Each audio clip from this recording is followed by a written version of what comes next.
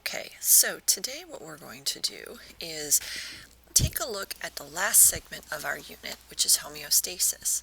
So at this point, what we've done is we've actually talked about the structure of the cell membrane, kind of revisited why the cell is what we call that package of living material.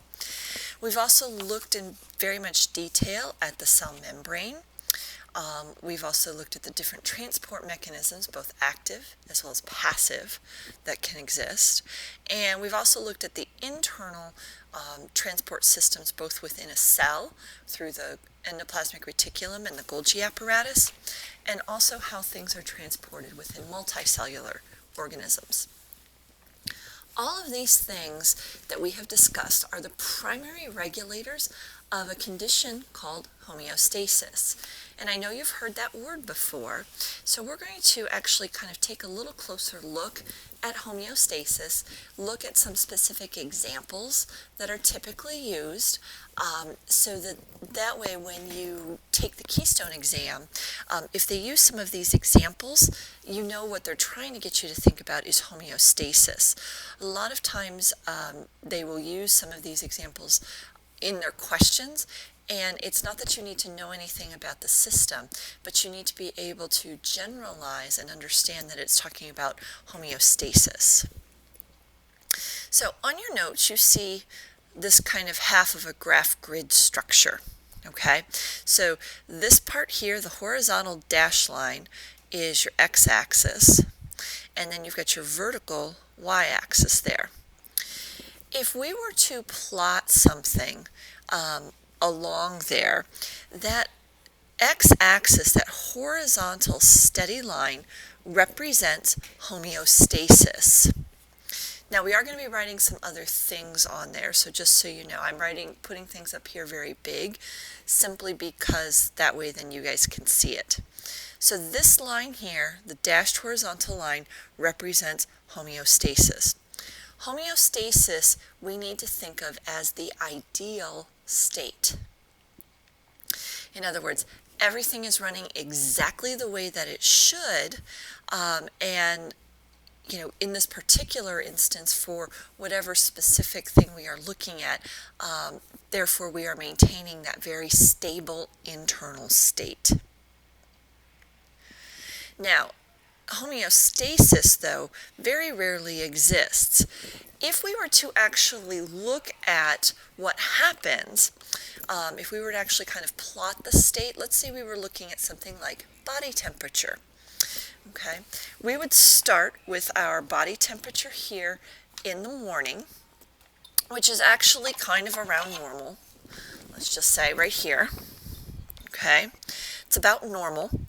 And as we go through some of our activities through the day, it slowly increases up to here, as you can see. Now, there are certain things that we do throughout our day that actually causes our body temperature to drop. One of them is eating.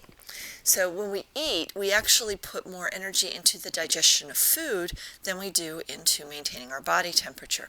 So as you can see here, the body temperature starts to drop, and eventually it reaches a low point.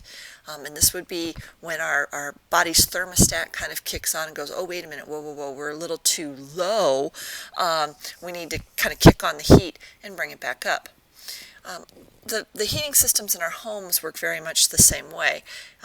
The heat comes on, we get to a high point, the thermostat shuts off, the temperature drifts down a bit, and then it triggers the thermostat to kick back on, the heat comes back on. Now, in terms of what you guys should draw, I only drew one portion of the curve. It actually looks a little bit more like this, okay, with this waviness, okay? And notice that it maintains a very tight area right around homeostasis. So in going through this, I hit homeostasis here. Let me get a better color. Here, here, here, here. So there are points in this where we do achieve homeostasis. We don't stay there very long, but at the same time, we always kind of bring it back towards that homeostasis. If we get a little too high, we come back down. If we get a little too low, we bring it back up. Okay, this is the state of what we call dynamic equilibrium. And this is the reality of how our bodies actually maintain themselves. It is very, very difficult for whether it's a cell or whether it's a multicellular organism like us to maintain that very steady state over a long period of time. So what happens is, in reality, we actually have this oscillation, this going back and forth around homeostasis that is dynamic equilibrium. Now, we regulate this by our organ systems in the body. Now, every so often, we would go through an increase. Let's just say we have an increase here. Let me get my pen working again. Okay, let's say we start here with our body temperature and it starts to go up, but at this point, instead of dropping down, it continues to go up. Okay, that's a problem. We actually don't function very well, and as we've talked about, our enzymes start to denature when we get to too high of a body temperature. This would be like the area we would call a fever, and if we did the opposite, if we started dropping down too low, we would get what's called hypothermia. So not turning it back around and coming back towards homeostasis is a problem. Now, I use body temperature as an example simply because it's something you're familiar with. In general, though, if homeostasis fails in an organism, we generally say that that organism ends up with a disease. Getting sick or getting a disease, whether it's cancer or any illness, the cold, the flu, is a result of a disturbance in the homeostasis of that organism. If homeostasis fails and we get a disease or an illness, what typically happens is if we do nothing, the symptoms of the disease are going to progress. In other words, those symptoms are going to continue to get worse and worse over time unless something is done. If that happens, organism death can actually occur. And you do see that with body temperature. If you have a very high sustained fever for a long period of time, you can actually die just from that. Same thing with too low of a body temperature. You can actually die from just that. So, how do organisms and even us in particular maintain homeostasis? We maintain homeostasis through mechanisms that are called feedback mechanisms. Basically, feedback mechanisms give information back to the organism that tell them how to adjust things. A single cellular organism living in fresh water will have a feedback mechanism that tells it when to turn on and turn off the water pump that helps to pump water out of the cell so that it doesn't burst. We have these in us as well. The most common mechanism that we see is something called negative feedback. Negative feedback is basically where the body or the organism produces a response that is aimed at reversing what has just happened. The less common one is something called positive feedback, and positive feedback actually happens with you generate a response that increases in intensity, so it increases positively until the disturbance is corrected. Both of these, though, are very important. It just depends on how the disturbance occurs. So we're going to take some time here and really look at negative feedback, simply because that is the most common form of maintaining homeostasis. So like I said, negative feedback corrects the disturbance in homeostasis by creating a change that does the opposite. So it's easy to talk about using some of our classic examples, which include body temperature, pH, your blood sugar levels, hormone levels, oxygen levels, electrolyte levels, or even water levels. If any of these get too high, your body produces a response to decrease it. If any of them get too low, your body creates a change to increase it.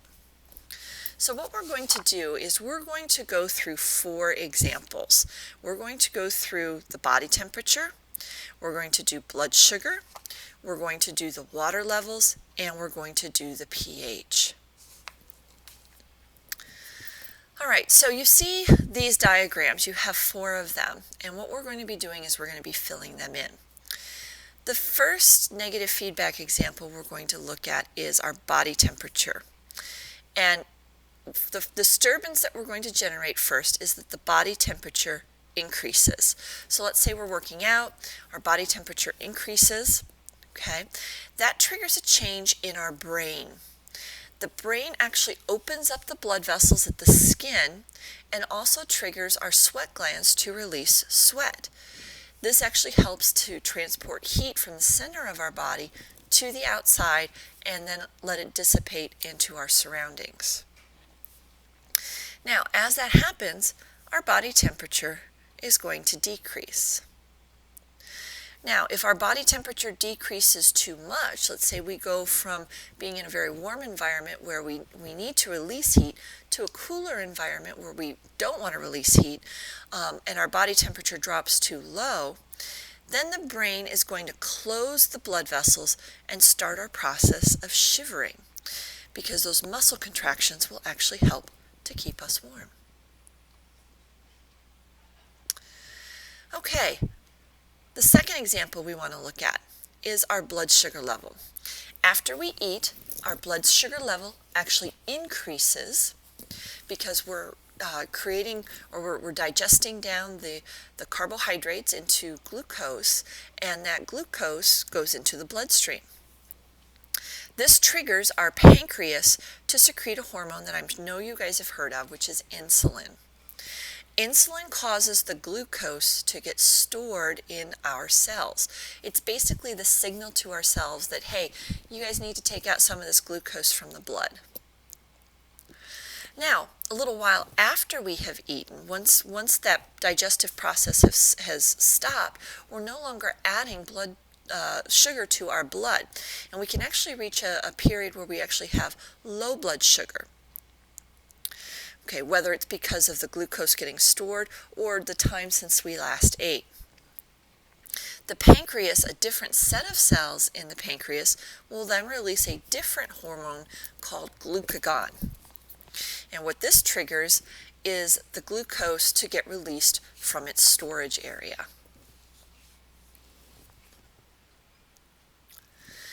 The third mechanism of homeostasis or negative feedback is going to be our water.